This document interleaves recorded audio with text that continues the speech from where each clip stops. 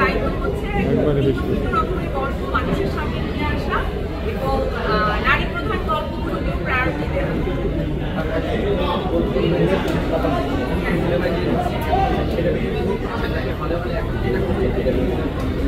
দুইটাই বাট এটা খুবই এক্সাইটিং, মানে যেহেতু আমাদের প্রথম দিনের অডিয়েন্স রেসপন্স সেরকম ভালো ছিল না, তো আমি ঈদের দিনটা আমার খুব খারাপ লাগছে। আমরা খুবই মন খারাপ করেছি যে এরকম অডিয়েন্স রেসপন্স হলো, কিন্তু মানে সময়ের সাথে অডিয়েন্স যারা দেখছেন তারা আরেকদিকে বলছেন, এখন আমাদের মিডিয়ার যারা ভাই বোনেরা আছেন তারাও আসলে ছড়িয়ে দিচ্ছেন সবার মাঝে এসে মার্ডারের কথাগুলো।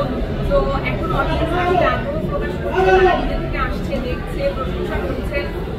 এটা সবচেয়ে ভালো ব্যাপার যে আমাদের সিনেমাটা জীবনে মানুষ দেখেছেন, তারা ভালো বলছেন, তাদের কাছে ভালো লেগেছে বলছেন, সবার অভিনয় ভালো লেগেছে বলছেন, একা কারো অভিনয়ের কথা বলছে না, সবাই সবগুলো ক্যারেক্টারকে পছন্দ করছে।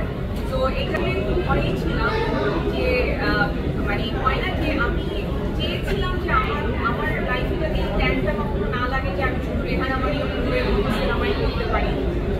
আমি আসলে করতে চেয়েছিলাম রেহানা মারিয়ামের পরে ভিন্ন চরিত্র, সেই চরিত্র করে আমি করেছি রবীন্দ্রনাথ এখানে কখনো খেতে আসেনি, আমি করেছি সিরিজ, আমি করেছি ইন্ডিয়ার মতো সিনেমা, যেটা মানে বলিউডের একজন বিশাল মানে ডিরেক্টর বিশাল মারাসাজে।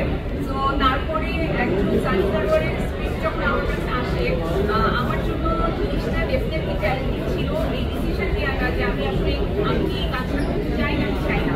কিন্তু যখন আমি ক্যারেক্টারটা করেছি আমার কাছে মনে হয়েছে যে হ্যাঁ আমি আসলে এই চ্যালেঞ্জটা করতে চাই, আমি আমার পেছনের প্রাপ্তি অপ্রাপ্তিগুলোকে পেছনে ফেলেই রাখতে চাই। আমি চাই না যে সেগুলো যাতে আমার ভবিষ্যৎ পথ চলাটাকে কোনোভাবে বাধাগ্রস্ত করে। যখন আমার প্রথম দেখা হয় আমি শিওর ছিলাম না যে ও কেমন করবে।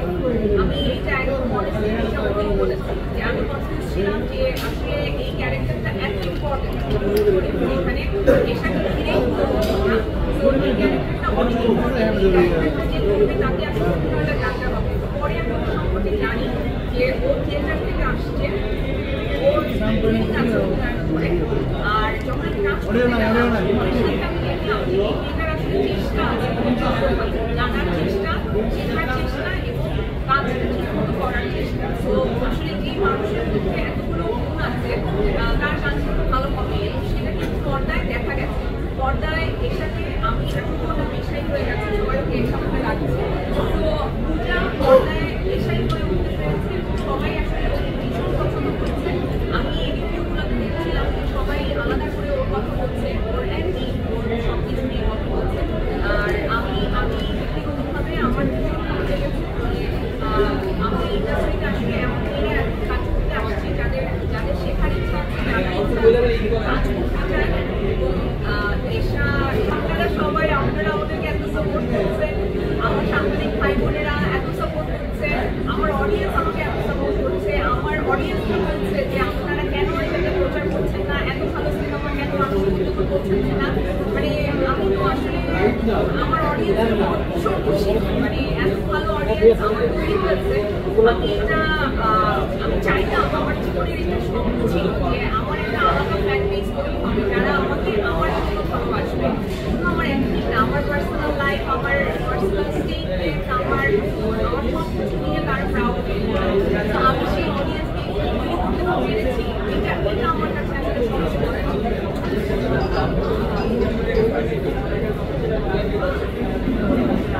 বড়।